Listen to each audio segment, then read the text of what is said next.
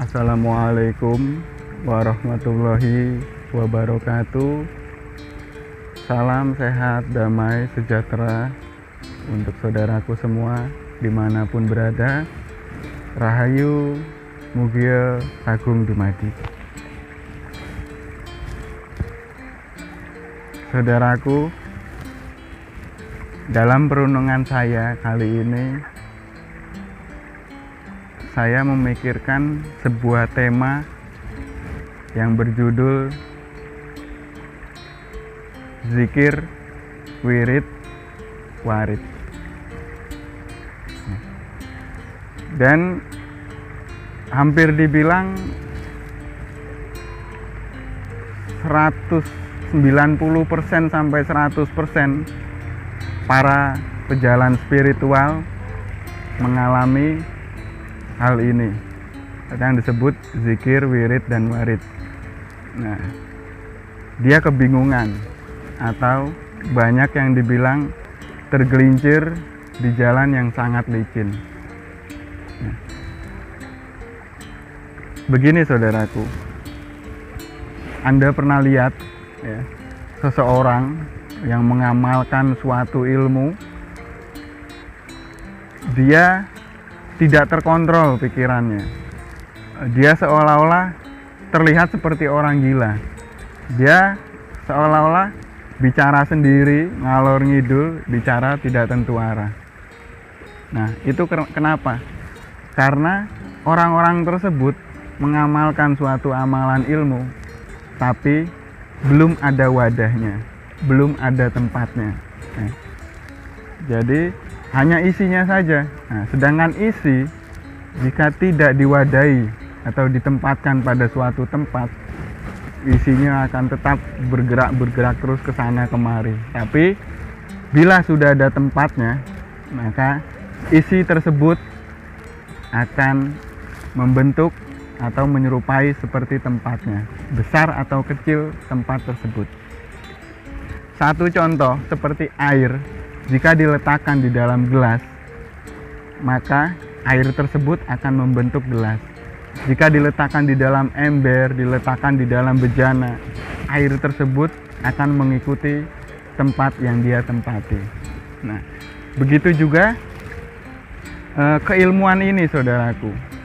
Jika Anda, saudaraku, banyak mengamalkan suatu amalan, baik yang secara guru langsung, yang lewat YouTube atau lewat video-video saya sarankan perkuat wadahnya dulu atau perkuat tempatnya dulu. Nah, tempat, maksudnya tempat ini seperti apa? Ya, ini tadi saudaraku. Zikir adalah isi dan wirid adalah tempatnya. Zikir dan wirid berbeda. Zikir itu kita mengagungkan nama Tuhan ya.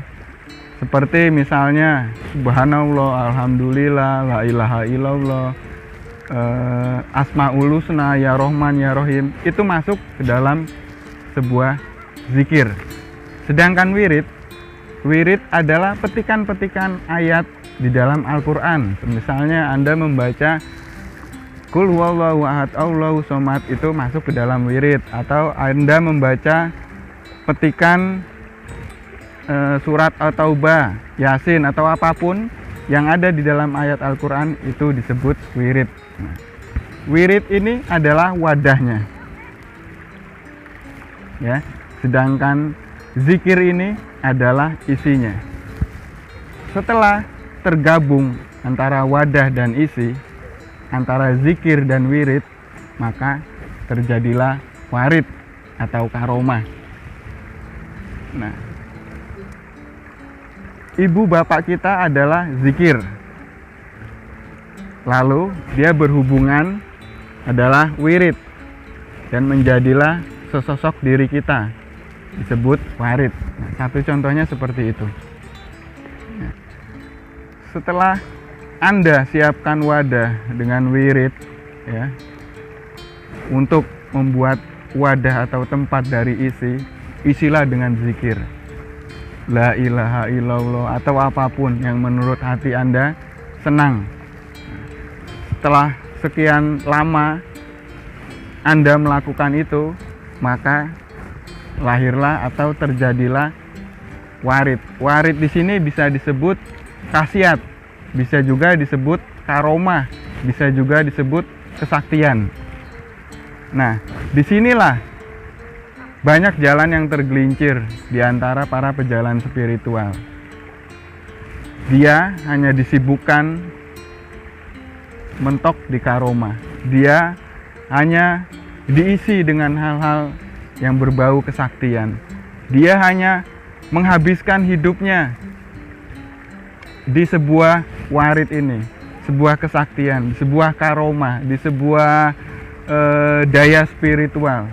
Padahal jalan spiritual tidak berhenti sampai di situ. Kita masih harus terus berjalan. Apa saudaraku? Nah, ternyata setelah kita disibukkan dengan karomah, dengan kekuatan, dengan kesaktian, kita lupa bahwa kita harus mengenal Allah. Kita harus mengenal Tuhan yang Maha Esa. Jadi, saran saya untuk saudaraku semua dimanapun berada, para pejalan spiritual atau awam sekalipun, jangan Anda berhenti di warid, jangan Anda berhenti di karomah, jangan Anda terpuaskan diri di sebuah daya, energi, atau memiliki kesaktian. Berjalanlah terus sampai Anda mengenal Tuhan Allah Subhanahu wa Ta'ala. Semoga wawasan yang cetek dan sedikit ini bermanfaat untuk saya pribadi dan Anda saudaraku semua dimanapun berada.